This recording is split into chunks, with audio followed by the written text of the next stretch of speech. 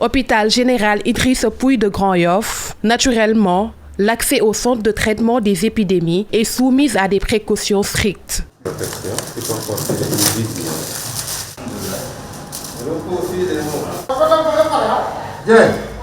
Nous sommes dans la zone rouge. Dr Kaba fait le tour des salles d'hospitalisation. Pas une seconde à perdre.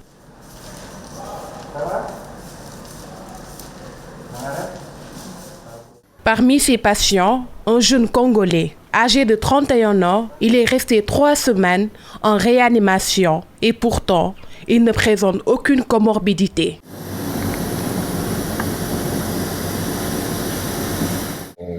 Je devais voyager samedi. Le vendredi matin, je me suis réveillé. Je devais voyager samedi et le vendredi matin, je me suis réveillé complètement épuisé alors que je venais de passer une excellente nuit. Je ne pouvais rien faire. Quitter mon lit était un supplice. Quand j'ai trouvé la force pour quitter mon lit, prendre ma douche pour aller au travail, rien que ces gestes, j'avais l'impression que je venais de courir 10 km. Même pour écrire, je m'essoufflais. La maladie, elle existe réellement. J'ai beaucoup souffert. Aujourd'hui, ça va beaucoup mieux. Mais j'ai passé 3 semaines en réanimation.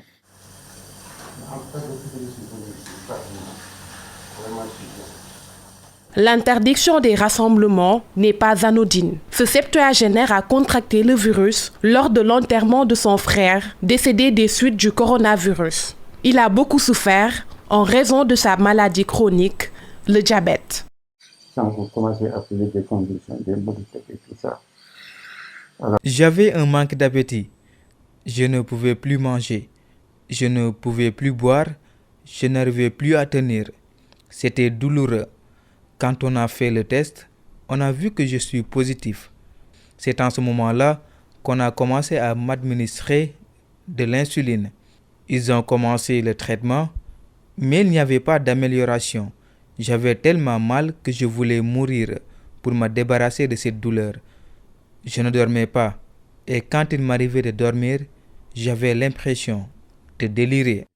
Vraiment, ça me tenait tellement que moi, je voulais même mourir que de continuer à vivre comme ça. Les femmes enceintes ne sont pas épargnées.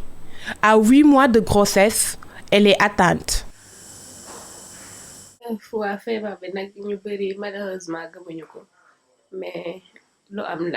La maladie existe bel et bien. C'est au lendemain de ma vaccination que j'ai commencé à ressentir les premiers symptômes. Je demande à toutes les femmes enceintes d'aller se faire vacciner. Je pensais avoir la grippe au début.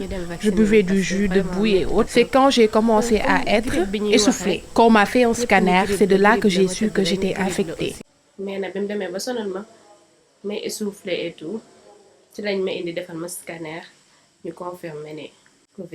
Ce CTE accueille différents types de malades, jeunes, personnes âgées, femmes enceintes, comme pour dire que la 3e vague touche toutes les tranches d'âge.